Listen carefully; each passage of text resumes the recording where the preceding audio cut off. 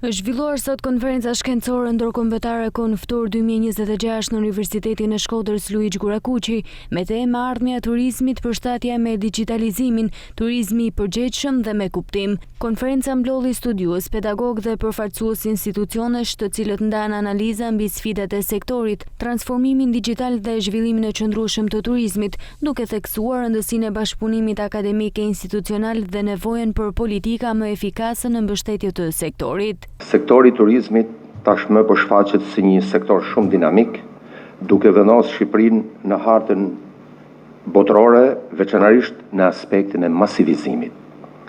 Ai po shfaqet si një industri me potencial të jashtëzakonshëm, me rolin e tij në zhvillimin e vendit. Po shikohet gjithashtu si një hapësirë reale për zhvillim profesional, por dhe kontribut në mirëqenien e qytetarëve. Të gjithë të gjendemi në vendin që na takon dhe për të zgjeru sa më shumë, jo për të marrë territor kuj, por për të bashkëpunuar më fort në mënyrë që e gjithë puna të jetë më e dukshme, produktiviteti të jetë konkret dhe zhvillimi të jetë i pashëm dhe i dukshëm nga çdo turist që shkel në qytetin tonë e Megjer. Turizmi tashmë edhe në Shqipëri prej vitesh nuk matet më vetëm me numrin e vizitorëve, por me cilësinë e shërbimeve, me konkurrueshmërinë e këtyre shërbimeve në rajon, edhe pse me kënaqësi mundemi ta citojmë që në 3 vitet e fundit Qarku Shkodër ka njohur mbi 2 fishim të numrit të turistëve të cilët kanë vizituar sitet tona turistike në të gjithë qarkun.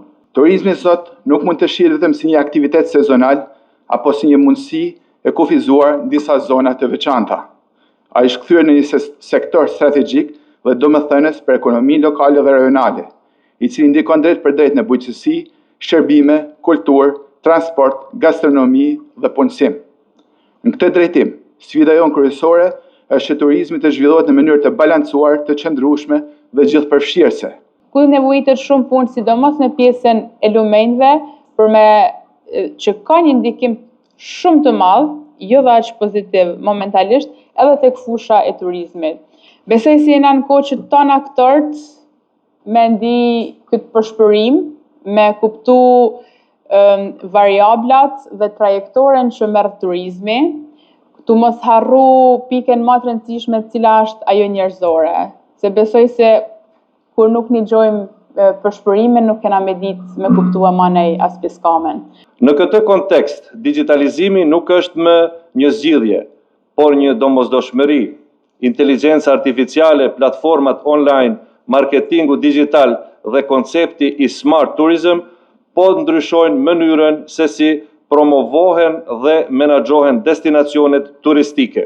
Janë shumë të rëndësishme sepse sektori i turizmit është prioritar, përbën një platformë shumë të rëndësishme që të ofrojë studentët me tregun e punës me sektorin e turizmit. Në diskutime u vu theksi tek përshtatja e turizmit me teknologjinë dhe digitalizimin, rritja cilësisë dhe shërbimeve, si dhe promovimi i destinacioneve turistike, si dhe lidhja e sektorit me zhvillimin ekonomik lokal, bujqësinë dhe prodhimin vendas.